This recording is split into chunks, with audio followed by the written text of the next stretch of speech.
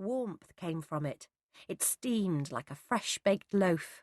Its legs worked under the shawl, and when Sigrid stretched out a bony forefinger to touch its cheek, it opened its eyes, and there, gazing up at them, was a person.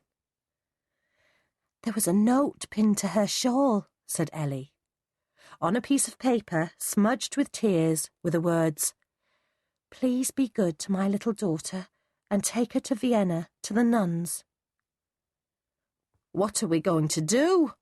asked Sigrid. Neither she nor Ellie were married. They knew nothing about babies. "Take her to Vienna, to the nuns, like it says in the note." In the little village of Pettelsdorf, no one knew anything about a baby. No one had seen anyone go into the church. "She'll have come up from the other side over the pass," they said.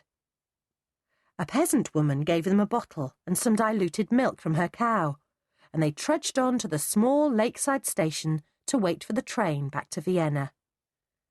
It was late by the time they arrived in the city with their damp and fretful bundle, and they were very, very tired.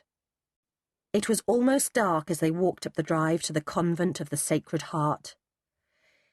"She'll be all right in there," said Ellie, touching the baby's head. Sigrid pulled the bell rope. An elderly nun came hurrying across the courtyard. "What is it?" she asked, peering into the dusk. "We've brought you a foundling, sister," said Sigrid.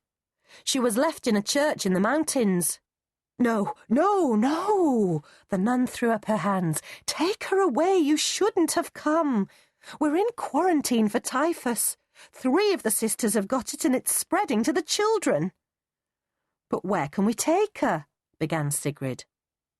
"No one in Vienna will take in children while the epidemic lasts," the nun said, beginning to close the gate. "It'll be 6 weeks at least." Left outside, the friends stared at each other. "We'll have to take her back with us and try again tomorrow." What will the professors say?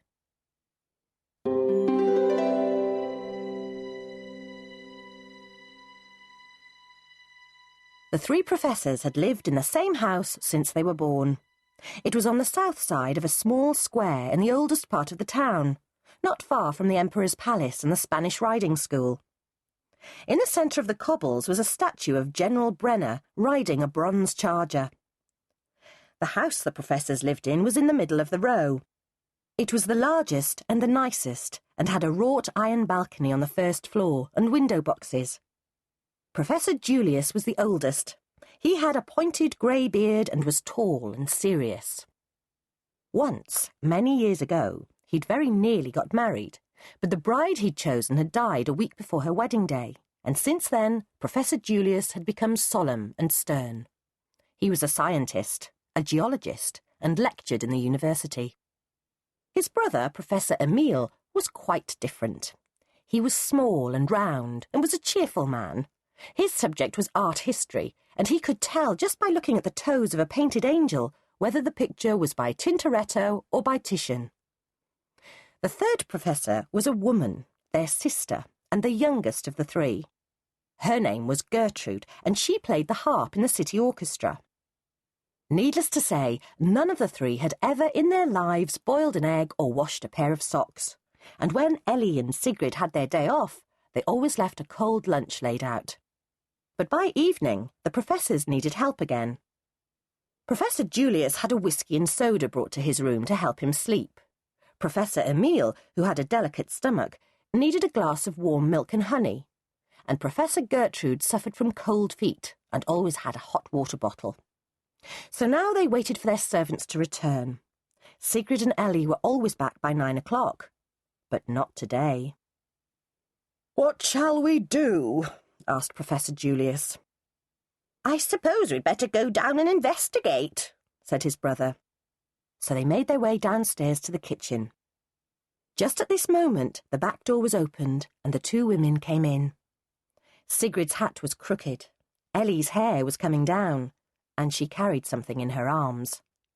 Silence fell. "What is that?" inquired Professor Julius.